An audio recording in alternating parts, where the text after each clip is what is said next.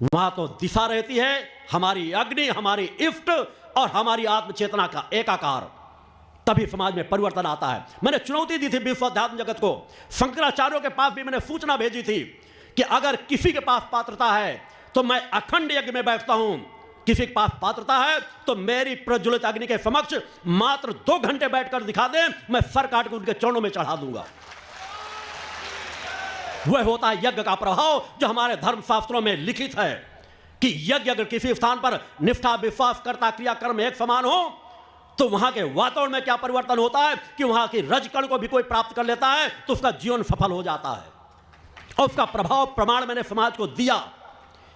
मैंने जब पहला यज्ञ पूर्ण किया था तब मैंने पहले यज्ञ में कहा था कि मेरे 8 यज्ञ समाज में अलग अलग स्थानों पर अलग अलग मौसमों में होंगे। अगर मेरे किसी एक भी यज्ञ में बरसात ना हो तो ये मान लेना मेरे अंदर कोई पात्रता नहीं है और मैं समाज का त्याग करके पुनः हिमालय की कंदराओं में चला जाऊंगा और तब वापस आऊंगा जब पुनः उस शक्ति को हासिल कर लूंगा। मेरे 8 यज्ञ अलग अलग स्थानों में हुए। जादूगरी तो कोई भी दिखा सकता है, चमत्कार तो कोई भी दिखा सकता है, मगर प्रकृति को अपने अनुसार ढाल लेना यह सिर्फ एक साधक कर सकता है, एक तपस्वी कर सकता है, एक मां का भक्त कर सकता है। मेरे 8 यज्ञ हुए, अलग अलग स्थानों में हुए। 8 यज्ञों का प्रमाण है कि बरसात सभी यज्ञों में हुई है, चाहे थोड़ी देर के लिए ही हुई हो। इस तरह मैंने 8 यज्ञों में अनेकों प्रकार के प्रमाण दिए।